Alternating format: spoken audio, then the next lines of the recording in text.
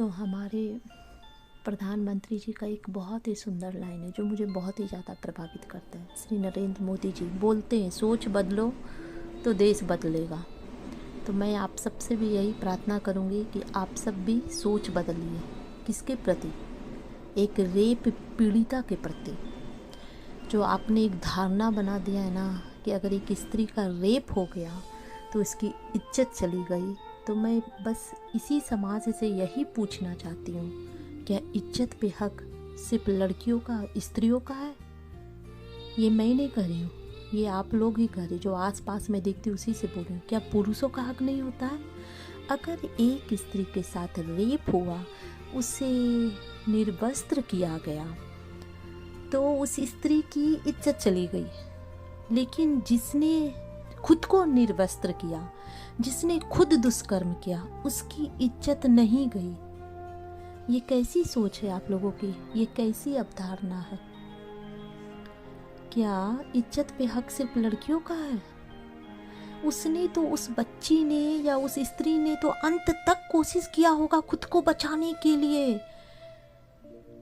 जिसने खुद को बचाने के लिए, जिसने खुद को पवित्र रखने के लिए अंत तक कोशिश किया, उसकी इज्जत आपकी नज़रों में चली जाती है, इस समाज की नज़रों में। लेकिन जिसने खुद को निर्वस्त्र किया, खुद दुष्कर्म किया, उसकी इज्जत बनी रहती है और उसे आप पूरे समाज वाले एक्सेप्ट करते हो। वो आगे लाइफ में बढ़ता है। उसने एक रेप किया, उसको रोकने वाला कोई नहीं। उसने दूसरा रेप किया, उसने तीसरा रेप किया। क्यों किया उसने ऐसा? क्योंकि आप सबके कारण। आप सब उस पीड़ित लड़की के या उस पीड़ित स्त्री के फैमिली के साथ खड़े नहीं रहते हो। क्यों? क्योंकि आपके नज़रों में तो उसकी इज्जत ही चली गई और आपके नज़रों में इज्जत सिर्फ कपड़ों से ही होती है। मैं एक ही बात पूछूंगी, अगर आप किसी की नज़रों में अपने लिए इज्जत देखेंगे तो क्या देखेंगे? उसके हाव भाव में देखेंगे, उसकी आंखों में अपने लिए इज्जत देखेंगे, ना कि उसके कपड़ों में आप अपने लिए इज्जत ढूंढेंगे। तो जिसके साथ गलत होता है, उसके साथ, उस पिता के साथ, उस जिस पीड़िता के साथ ये गलत हुआ, उसके फैमिली वालों के साथ आप खड़े तो होइए।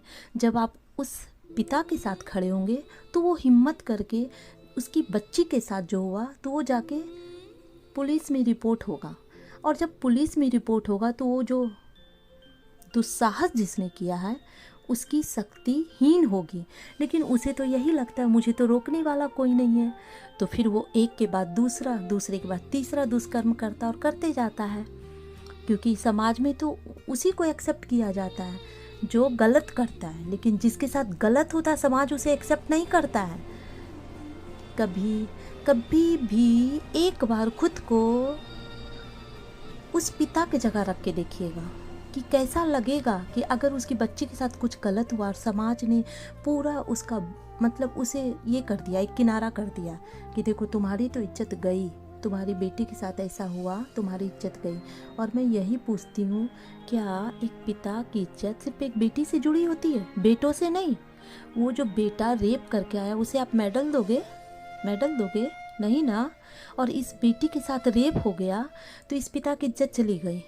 तो मतलब ये समाज ही मुझे कहीं ना कहीं बता रहा है कि इज्जत पे हक सिर्फ स्त्रियों का, लड़कियों का होता है, पुरुषों का नहीं होता है। अब आप बाद में कोई मुझसे मत लड़ना कि मैंने ऐसा कहा। ये मैंने नहीं कहा, ये आपके चारों तरफ की जो सोच है वही मैं बोल रही हूँ। तो सोच बदलिए तो ये देश बदलेगा।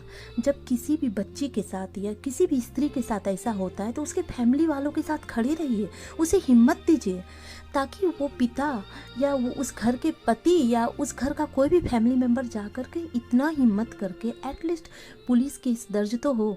जब एक बार पुलिस केस होगा तो वो जो जिसने ये दुस्साहस किया, जिसने ये दुष्कर्म किया, वो एक बार सचेत होगा। वो उसका मन क्यों बढ़ता है? क्योंकि हम उसके मन को बढ़ावा देते हैं,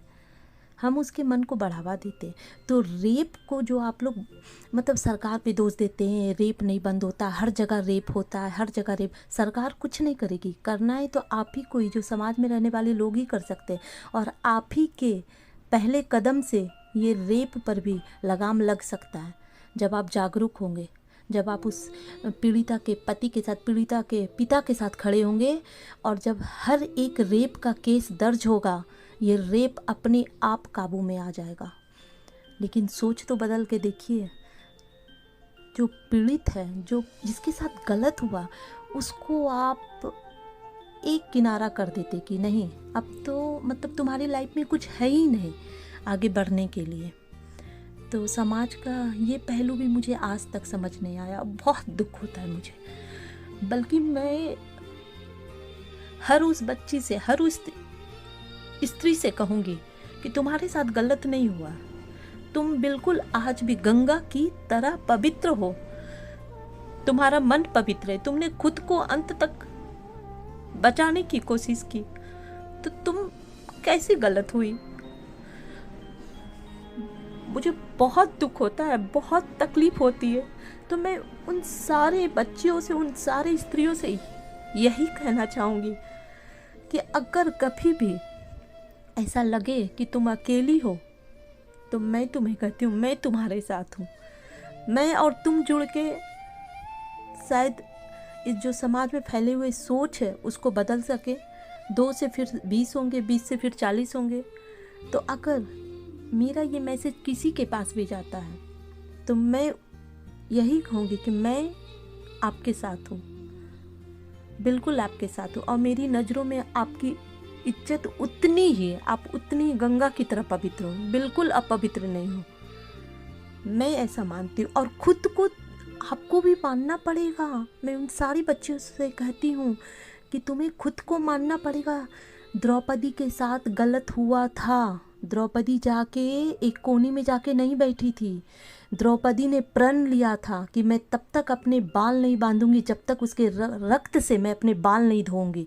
तो मैं सारी बच्चियों को, सारी स्त्री को यही कहना चाहती हूँ कि अपने खिलाफ हुए अन्याय को जीतने के लिए द्रौपदी बनना पड़ेगा, चाहे कितनी भी महाभारत क्यों न रची जाए। बस अब ज़्यादा कुछ नहीं कहूँगी मैं। राधे राधे। और ईश्वर से यही प्रार्थना करूँगी कि समाज में जो ये सोच फैली है रेप पीड़िता के खिलाफ, उस सोच में बदलाव आए, ताकि ये देश बदले, ये देश आगे बढ़े, देश तरक्की की ओर बढ़े। राधे राधे जी, राधे राधे।